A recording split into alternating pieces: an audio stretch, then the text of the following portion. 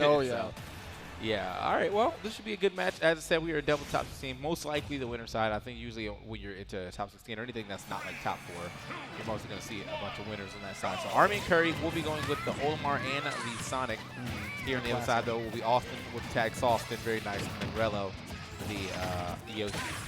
And despite the team comp on red team, expect this to be probably a fast match because both of the blue team members love holding forward, getting in, getting damage, and making stuff happen. Crazy offstage plays, crazy onstage plays. They just like to make the aggression happen. Is Rello, is he a long-time player? Rello has been playing for a long, long time. Okay, because I think I actually might have played him a decent amount on like game battles. Yeah. I'm pretty sure he was like back in Brawl. He was a San Antonio player. He was, oh yeah, okay, yeah, that might have been a thing. All right, so yeah, I was like, I recognize his name for some reason, but that's good stuff to see. If that's the same Rello that I'm thinking of, then yeah, he is. It's nice to see that you have old school talent still messing around in this game. Here we go, so great up smash here on the left side from Awestin, taking out that first stock from Army. What's crazy, we have like a kind of a dichotomy of on the red team, you have some pretty light characters. Sonic's pretty mobile, so he can kind of stock tank a little bit, but you expect to see the stocks drop pretty early. Kurry, though, still holding on. Only one holding on to that stock. Yeah. All right, hold on. So you can see right now the blue team with a decent. I'll say that they're just not too far behind right now. You can see all they have to do is get Kurry out of the stock. But Kurry, that's the one thing it's hard to do really is to catch Sonic in doubles or just in general. But like doubles makes it even worse because now you have a whole other person to worry about while Sonic's speeding around the stage. Jeez, you gotta keep your eyes on him at all times. He's Yeah. flying all the way up to every blast zone. Ooh, Oh! not one that air dodge. Yeah, it happens, man. You get stuck, you get clipped by Ness's up B or his up smash charging over the edge, and the next thing you know, you realize like, oh, I just hit the air dodge button for no reason. That buffer is a killer. Awestin trying to go for some sauce, and he gets it. Not gonna kill or anything, but that's some mad damage. Yeah, smart for Rello to realize what was happening too. So he ran over there, and I'm sure at first he was gonna try to save Awestin, but he was like, oh, you're gonna hit him. Never mind. So he just jumped in the shield real quick. Rello's awareness is really good. Playing a character like Yoshi, who is like the most insane aerial drift ever, is really good at being a team player and just like, flopping whatever direction you need to be at the last moment. Oh, and that's going to be a stock taking Army to be the last standing member of the red team here. Yeah, I was going to say, man, this could be a lead that gets sapped if they're able to take the stock off of Awestin before losing another one, but unfortunately that was not it, and now he's stuck between a rock and a hard place. Big damage coming out from the blue team. Okay, a little bit antsy on trying to punish these throws. They do have throw armor. But that down tilt is a menace of a move. Yeah, especially near the ledge. Oh! Served him up into that one, and Yoshi right there for the catch. Nice up air. So Rello and Awestin taking that first game pretty easily. And even if they didn't connect that, you saw that Awestin started setting up that PK Thunder too, or maybe the PK Thunder in general. In doubles, when you're in a 2v1 against a Ness and somebody else, that's you versus, in this case, Yoshi and a biased stage hazard just flying at you the whole time. Yeah, so even if he got the air dodge through the Yoshi's up air, he would have definitely ran right into the PK Thunder, which possibly could have put him back in another position for another up air. Seeing how much damage you had. Yeah. Let's see what kind of adjustments we can make. I know I alluded to it a little bit earlier. Kurry also has the snake as an option, but I don't know if we necessarily need to see a swap like that, depending on how he's feeling. I feel like Sonic was putting in a lot of work, actually. Yeah. I also think that, like, sometimes Snake in team formats, we already have, like, a lot of things going on in the field in general with playing with Olimar. So now if you add Snake's stuff to the equation, there's just a lot to keep up with for one team while also keeping up with your opponent. So I think Yoshi, I think Kirby Sonic might have been a good pick right here, just to alleviate some of that pressure of having too many projectiles in the field, but also being able to skirt around and still be a menace. Already starting early with wild stuff, players flying up close to a blast zone. They don't like to touch the ground. Really, a lot of these characters outside of Olimar are pretty aerial based. Yeah. Yeah, I mean, Ness is always going to be out of shield with an aerial, and then on top of that has long combos that extend multiple aerials. Yoshi is Yoshi. So. Oh, yeah.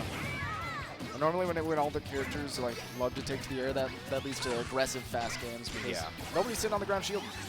They're making stuff happen. Oh, and the PK flash doesn't quite combo out of it, but that can be a combo starter. Oh, okay, like mid-percent if he gets like a small one or something.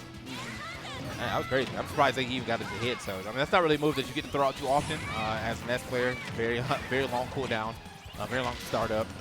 But you can make it work. Up smash out of shield. Reminiscent of Fox, it definitely makes it work. Takes the free stock. Okay, nice back air here from Army. Just like that, turns around and catches that Yoshi looking.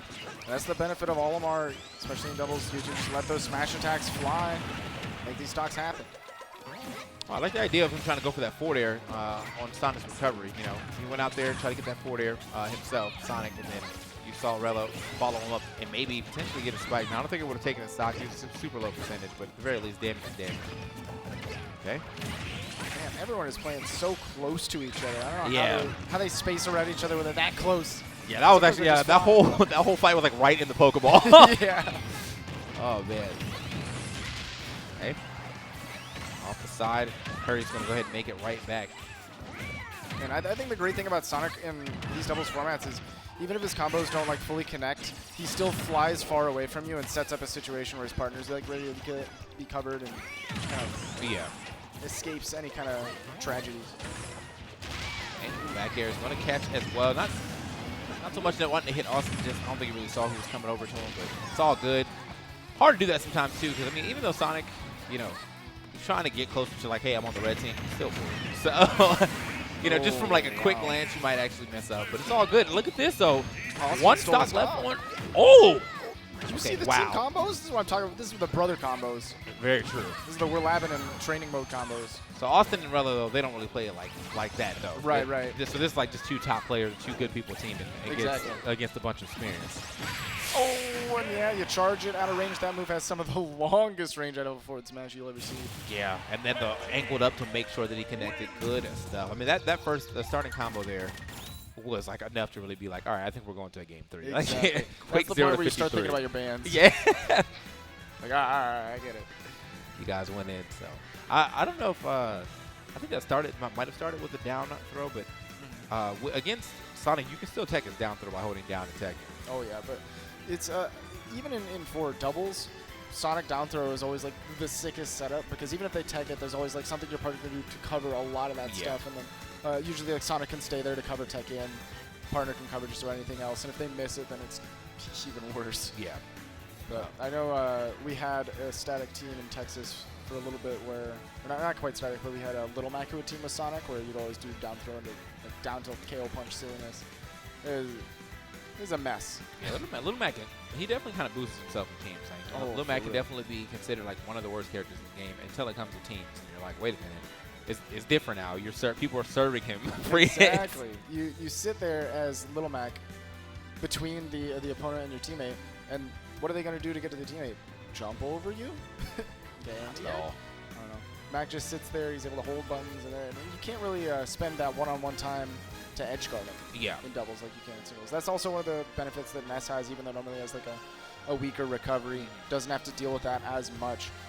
That is another strat though in doubles where you just kind of toss them off stage if they have a long-lasting recovery like Ness's and just kind of ignore them for a little bit. Yeah, because he takes a while to wind up and get where he needs going. You know, even if he double jumps and air dash to the stage, his double jump is so slow that it gives you enough time to like, all right, let me go deal with what's going on over here. So it looks like we're having maybe a little stage discrepancy, figuring out where we're gonna go next here at Ultimatum 2 in our third game too. So whoever wins this will be moving on into the top 8. I'm pretty sure. And we are. Okay, I think we finally figured it out where we're going. Heard the sound of a smash sound. Yeah, you got that one audio clip ready to move on. And it is exactly what you were saying where we have the refined static team versus two refined doubles players. Right. They're still like, you know, two good singles players teaming up, but these are also two really big fans of doubles who have just never found their static. All right. Well, that's good. I like to see that, man, because I know that doubles gets a bad rap a lot. You know, I think most of the bad rap that comes in from doubles just came through like because of the edge of Smash 4 and how like it was just all right. There was like one team dominating with the same character, so it got to a point where it was unfun to watch. But I feel like right now doubles is in a really good spot for Ultimate. It's actually super fun to watch for the most part. Oh yeah, especially like at the start of Smash 4, like you said, before all that craziness happened. Yeah, viability of characters gets turned on its head. Yeah, you see a lot of different stuff. I haven't seen anything so like I guess game breaking like in this game. No thunder buckets, none of that stuff. So thunder bucket is that was a time in our lives. Yeah. Ooh, okay. This could be a yo-yo. That's a scary situation for Army to be in. Awestin does clean it up, but Kurry's there to pick up the punish on the throw. Yeah, was that neutral air back air? Very nice conversion right there from Kurry. That's what he got. And then Rello, he tried to get over there in time, but he was not able to find the punish as well. So now pretty even game between our competitors. While we have one person on the team at high percent, the other person there's set. Fresh second stock. Great neutral air though. Challenging it. That move is terrifying to challenge. That move is a threat. Oh yeah. Yeah. Whenever you see a home attack coming, sometimes you just want to air dodge it up and let Sonic hit the ground. And punish it accordingly. But if you have the timing like Awestin does, maybe it doesn't matter. Oh, yeah. There we go, though. Unfortunately, Yoshi dropping the stock now 2 apiece. You get the down throw, try to set up. He does have the tech. Yeah, there he is. So I'm actually getting the tech this time around, but wasn't able to get anything. Oh, actually, I think that tech might have messed up Awestin. It seemed like he was ready for Rello to go past him so he can try to put his own pressure on him. Right. Ended up being right in front of him, so,